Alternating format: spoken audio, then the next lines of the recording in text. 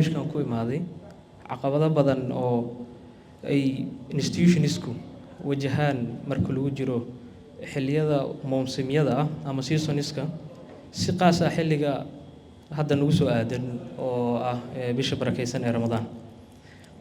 Sanad kasta institutionadu waxay ka fakaraan ama u baahdaan in ay ka jawaabaan su'aalahan ay ka mid yihiin see u hubin karnaa in fundiski ama deeqihii aan ugu talagalnay loo isticmaalay sidii saxda ah, sidee u ilaalin karnaa sharafka qofka helaha ah, see uga digtoonaan karnaa in logisticski caqabado naga soo wajahaan, see u joogteyn karnaa brand feasibility-gan.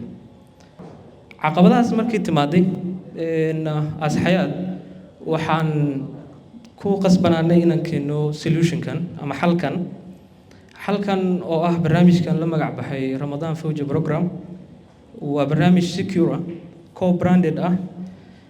Sidoo u shaqeynaa barnaamijkan waa su'aal aan rajeynayo in qof kasta ay ka dhex guuxiso.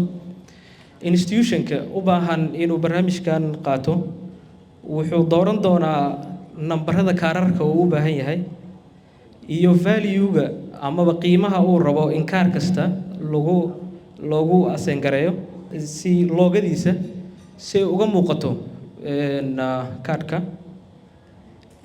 Hay'ad market waxay markaas kadib generate gareyn doontaa nambaro tibix ah oo ku xusan kaarkaas. Waxay ku load gareyn doontaa qiimo xadidan oo dooqiisu uu ka imaan doono institution-ka. Kadibna waxay soo saari doontaa co-branded secure cards kaas oo u ogolaa doona qofka helaha ah inay si free ah u adeegtaan ay gataan waxa ay u baahan yihiin, ay bixiyaan ilaa balansiga ugu dambeeya kaarkooda si dhammaystiran ula mid yihiin macaamiisha Hay'ad Market oo aan si gaar ah loo fadilaynin.